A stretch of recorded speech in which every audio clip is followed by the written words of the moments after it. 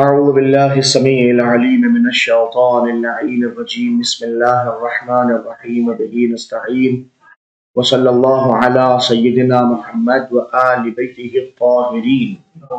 اللهم صل على محمد وآل محمد وعجل فرجهم.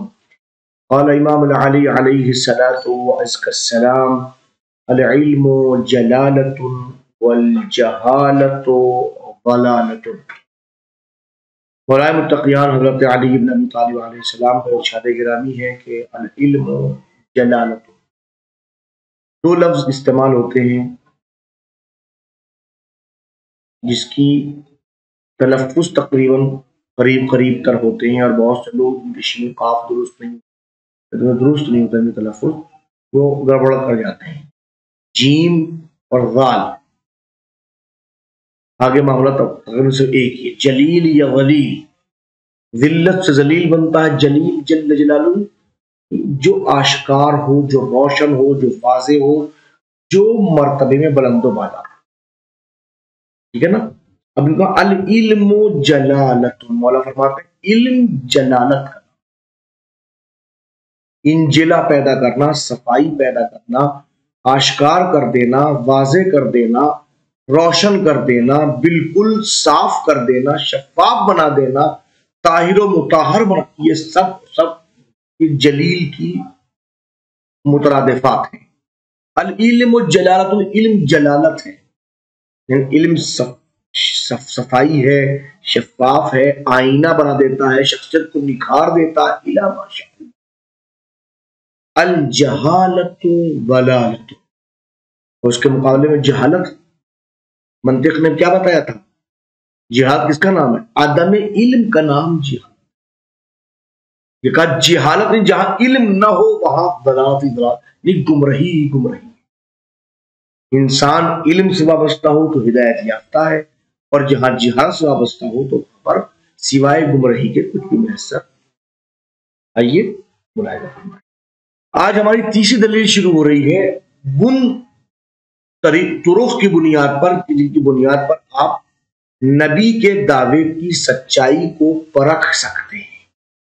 پہلی منزل تھی اعجاز، دوسری منزل تنسیس النبی السابق، نبی سابق کا نس کر دینا، اور تیسری منزل ہے جمع القرائن والشواہد، قرائن اور شواہد کا جمع کرنا. یہ بھی نبی کی نبوت کے دعوے کی سچائی کو پرکھنے کا بہت بڑا ذریعہ ہے. هذا هو الطریق الثالث، یہ تیسرا طریقہ ہے. لتمیز النبی الصادق عن المتنبی الکاذب، تاکہ آپ تمیز کر سکیں کون سا نبی سچا ہے اور کون سا متنبی کاذب ہے. نبی کاذب نہیں ہوتا. اگر آپ نے لفظ نبی کا استعمال کر لیا تو جھوٹا ہو ہی نہیں سکتا.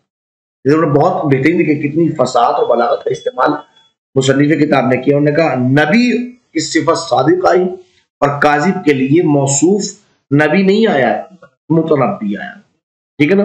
وَهَذَا الطَّرِيقُ ضَابِطَةٌ مُطْرَدَةٌ فِي الْمُحَاكِمِ الْقَانُونِيَّةِ، یہ جو طریقہ ہے یہ ایک ایسا ضابطہ ہے، ایک ایسا قانون ہے کہ جو محاکم قانونیہ میں جاری و ساری ہے. یعنی جو قانونی عدالتیں ہیں ان تمام عدالتوں میں جاری و ساری ہے. مُعْتَمِدٌ عَلَيْهِ فِي حَلِّ الدَّعَاوِي وَالنِّزَاعَاتِ، اسی طریقے کے اوپر جو ہے وہ بہت سارے دعوے کو حل کرنے میں اور بہت سارے نزاعات کو ختم کرنے میں اعتماد کیا جاتا ہے. یسلکہ القضاۃ فی اصدار احکام، اسی طریقے پر چلنے کے بعد جو قاضی ہوتے ہیں، جو جج ہوتے ہیں، وہ اپنے احکام کو صادر کرتے ہیں. وَیَسْتَنِدُ إِلَیْهِ الْمُحَامُونَ فی ابراء موکلِیہم، اور اسی کی طرف جو ہے وہ تمام وکیل استناد کرتے ہیں کہ جو اپنے موکل کو بری ذمہ کرانا چاہتے ہیں. خاصتاً فی المحاکم الغربیہ، خاص طور پر جو غربی محاکم غربی ججز ہیں، جو عالم غرب سے تعلق رکھنے والے جتنی عدالتیں ہیں وہ سب کے سب محاکم عدالتیں. التی تفتقد القضاء قضاء على ضوء الایمان والبینات، وہ محاکم غربیہ کہ جو اپنی قضا میں ایمان اور ایمان اور بینات کو ان کی روشنی میں قضا نہیں کر پاتے، کیونکہ ان کے یہاں نہ تو ایمان کی شکل موجود ہے، نہ ہی بینات موجود ہے جو اس منزل پر آگے وہ کہے کہ یہ بینہ یہ کہہ رہا ہے، یہ یمین یہ کہہ رہی ہے، وغیرہ وغیرہ، وہ طریقہ کار یہی ہوتا ہے۔ وَتَقْضِي هَذِهِ الطَّرِيقَةَ بِجَمْعِ كُلِّ الْقَرَائِنِ وَالشَّوَاهِدِ، اور یہ کیسی طریقہ کیا کام کرتا ہے؟ تمام قرائن، تمام شواہد کو جمع کرتا ہے۔ التي يمكن ان تؤيد دعوى المدعي، وہ تمام قرائن اور تمام شواہد جو مدعی کے دعوے کی تائید کر سکتے ہیں، اور انکار المنکر، یا منکر کا انکار کر سکتے ہیں۔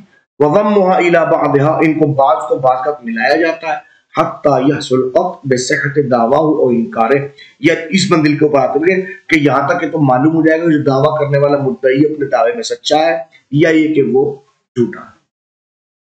وَيُمْكِن تطبیق هذه الطریقہ بعینها فی مورد دعوی النبوہ، اسی طریقے کو آپ اگر تطبیق کرنا بعین ہی دعوی نبوت کی جگہ پر بھی آپ تطبیق کر سکتے ہیں۔ فنتحری جملۃ القرائن، ہم کچھ قرینوں کو، ہم قرائن کو جمع کر رہے ہیں، لکھ رہے ہیں، التي يمكن ان نختم معها بصدق الدعوی، جس کے نتیجے میں جن قرائن کے ساتھ ساتھ دعوی نبوت کی سچائی کو دیکھ کے ہم ہاں پرکھ سکتے ہیں، یقین حاصل کر سکتے ہیں۔ ومن اہم هذه القرائن، ان میں کچھ قرائن کون کون سے ہیں؟ وہ یہ ہیں۔ الاول، پہلی منزل، نفسیات النبی، نبی کی نفسیات، مما يدل على كون مدعی النبوہ صادقا فی دعوی، یہ بھی نبی کی نفسیات دلالت کرتے ہیں اس بارے میں کہ جو مدعی نبوت اور اپنے دعوے میں سچا ہے، تحلی ہے بالروحیات کمالیہ عالیہ، تو وہ اس کو دیکھیں گے تو وہ عالی کمالات سے محلی ہونا چاہیے، یعنی کہ محلی زیور، حلیہ زیور وہ کہتے ہیں، یعنی کہ وہ کمالات روحیہ اور عالی کمالات سے مزین ہونا چاہیے۔ وہ اخلاق انسانی فاضلہ، اس کے اخلاق جو ہے وہ بہترین اخلاق ہونے چاہیے۔ غیر منقب علی الدنیا وزخرفہا، وہ نہ دنیا پہ مرتا ہو نہ دنیا کی زینت پہ مرتا ہو۔ ولا طالب للرئاسہ والزعامہ، نہ وہ تو ریاست چاہتا ہو، رئیس بننا چاہتا ہو، نہ زعامت چاہتا ہو، زعیم بننا چاہتا ہو۔